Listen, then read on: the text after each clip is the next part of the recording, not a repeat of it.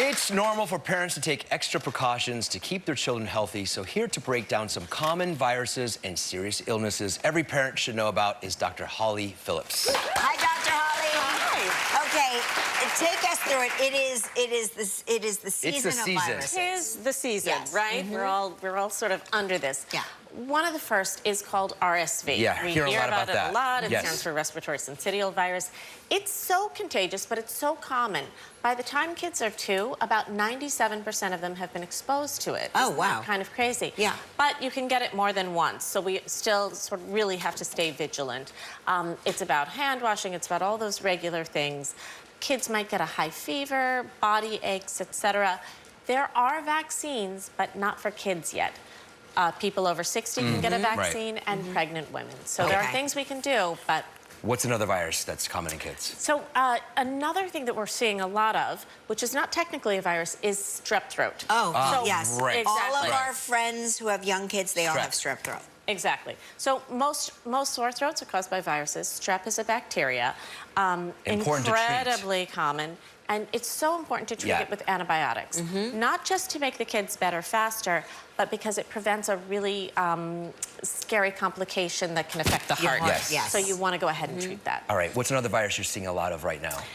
Well, in addition to everything else, of course, there's the flu. We never get a break from the flu, except for in the summer. The flu seems to be, though, a catch-all for everything. Like, people say, I have the flu, but you mean actual influenza. Exactly. I'm talking influenza A. And it's like, you know, often we say we have the flu when we really just have a cold.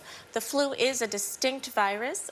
It is prevented a lot by the vaccine. But even if you get the flu after having the vaccine, it will still likely be shorter and fewer complications. Got it. That's one thing. Oh, this is one of my favorites, hand, foot, and mouth disease. Exactly. Tell me about that one. One of your favorites, I know. Yeah. But here's the thing, it affects young kids in particular. They put everything in their get it. mouth. But yes, it's one of the very few illnesses. Hardly anything affects the palms of our hands or the soles of our feet.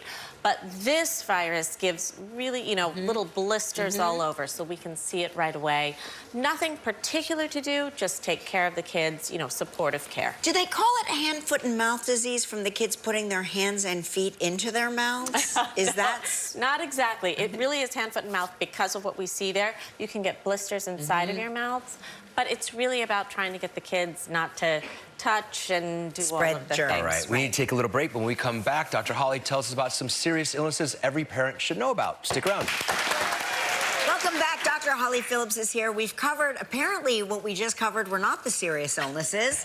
Now we're going to cover some illnesses that are not as common that parents should know about. Exactly. You know, well, we would just dive in with polio, Okay. which is a very scary and very serious illness, but it's sort of good news in that the global eradication efforts have been very, very good. We're not there yet, but for example, in the United States, we haven't had a natural case of polio since the 70s. Incredible. But it's still something to think about because it does circulate in certain areas.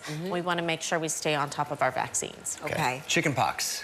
Chicken pox, super contagious as well. You can't miss it though, No, right? no, You yeah. really, Happens fast. kids get the blisters on their chests, on their abdomen. It can be on your face as well. They scab over and they can leave scars. My grandmother was most concerned about that. But luckily, our kids now have a vaccine, which works, and it also helps to prevent shingles later in life. Oh, Okay. the vaccine? So, the vaccine, yes. No Chickenpox kidding. and shingles are really directly related. So, I know, we're all shaking our It's a heads at two-for. shingles vaccine. Meningitis. meningitis. So this is the most serious illness that is still really circulating, right? It is life-threatening. In the hospital, we consider it a medical emergency. For kids, think young adults. It doesn't usually happen to little kids. Think 16, 17, 18, young adults. You're going to look for stiff neck, a really high fever, and it spreads where kids live together. So, or young adults, Camps, I should say. dorms. Dorms, camps, army barracks, where there's young people in the military. That's where you see the bursts of it. There are vaccines, but most important, get to the hospital. Get to early. the hospital as soon. Don't take that one lightly. Right. Stiff neck. Because a lot of times we tell our kids to suck it up. You're fine. No, it's have just some a flu. chicken Right. soup. Not at all. If they can't turn this way, that way, look down, Get take to a it doctor. seriously. Yeah. Measles. Measles. You know, it is still circulating. I've been reading about an outbreak in Pennsylvania. Yeah, there's outbreaks, there are little pockets of outbreaks.